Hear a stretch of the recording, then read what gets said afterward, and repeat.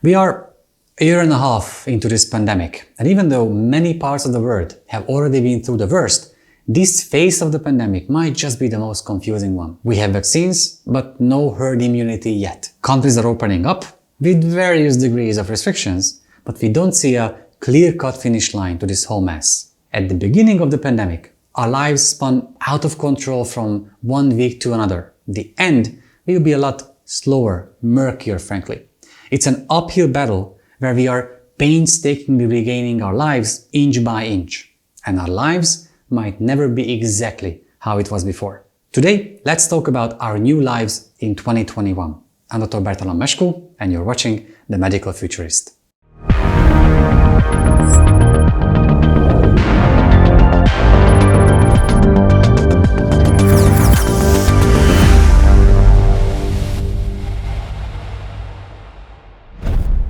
Let's start with what we already know, have experienced, and forever changed our lives. First, hand washing and a bigger emphasis on basic hygiene should have been the practice for a long time, but it is now. And it is here to stay, bringing about a cultural change in many countries. Before the pandemic, improper hand hygiene was commonplace. For example, research from a UK-wide study suggested that only 32% of men and 64% of women wash their hands after using a public restroom. In the following years, we will see how hygiene will lower the case numbers for the common flu too. And with more hygiene, handshakes are a thing of the past. After trying the first bump, the elbow bump, or even the foot shake, maybe this time we learn the Japanese way of greeting each other, or maybe the Vulcan salute. In healthcare, telemedicine is the new norm, and there is no going back. Frankly, it is quite frustrating that a global crisis had to lead to this point. But we are finally here. Remote care feels just like remote work does, a no-brainer. Research suggests that people who try telemedicine will stick to it. Patients will not wait for hours to see a doctor. They would rather stay at home and do chores while waiting for a doctor online. And they won't travel to a point of care either if it's in their pockets. It won't replace every face-to-face visit, but it can replace most of it. And most importantly, we will look back at the vaccination developments of this era the same way we look at the moon landing, because that's what they were, moonshots. And we pulled it off. The vaccines work. Just look at Israel, that was on the forefront of this fight, vaccinating most of its population in just a few months, and now the virus is almost non-existent within the country's borders. They have recently lifted restrictions such as wearing masks outside, making one of our biggest victories in the pandemic. So what's next, you might ask? For herd immunity, we need our children to be vaccinated as well. Currently, the US and many other countries have started vaccinating children above the age of 16, and recently the mRNA vaccines were deemed safe for children between 12 and 15 too. Pregnant mothers, understandably, are more concerned about the vaccines, but they are also at more risk of developing severe symptoms from COVID-19. The FDA-approved vaccines are all safe for them, and lactating mothers can even pass antibodies to their newborns after getting the jab. The biggest question right now is whether herd immunity can even be reached.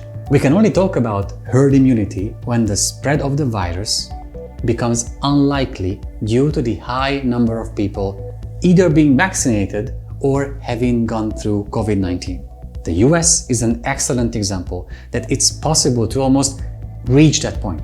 Around half of its population have been vaccinated, and the results talk for themselves. But not every country is as willing to get the vaccines as the Americans. Anti-vaxxer movements are on the rise, and we will have to wait and see if they will be able to stop populations from reaching the right percentage of vaccinations to reach herd immunity.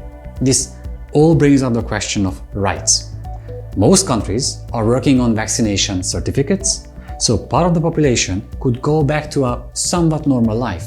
The EU is working on having a unified vaccine passport system by the end of the summer. This will help out tourism and might counteract anti-vaxxer propaganda, as unvaccinated people will have a disadvantage. But be prepared for hearing hot debates over the summer whether this is against human rights. And finally, here is what we don't yet know about the future and what's still up in the air about the end of the pandemic. As for the WHO-approved vaccines, they work at a very high percentage and they are all safe to use. The question there is whether we will need a third shot of vaccines. Leading pharma companies like Pfizer or J&J have addressed the issue, stating that besides the third shot for full vaccination, there might have to be an annual repetition of the job, just like in the case of the seasonal flu shots. Moreover, due to the slow vaccination progress, we can still expect new surges around the world. We also only have vague ideas of what life will be like in highly vaccinated areas. Will we be able to live our lives without masks? The American example suggests so, and the CDC agrees too. There's a question about whether we can combine vaccines with each other. And if there was an annual COVID shot, could it be incorporated in the seasonal flu vaccine? This is not a concept out of the blue, as such combinations have been administered all over the world for half a century. But how mRNA vaccines have complicated this issue is a question scientists need to provide an answer to. And finally, we don't know whether new and more infectious variants of the virus will be able to circumvent the vaccines. That's a big question.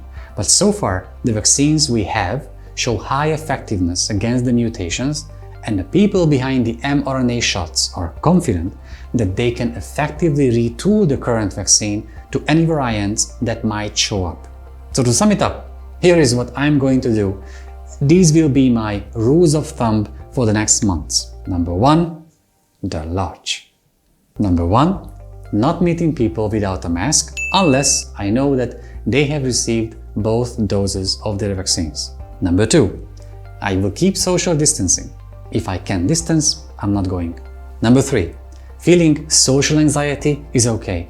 As we have changed our habits in a year of isolation, it will take at least as much time for them to recover.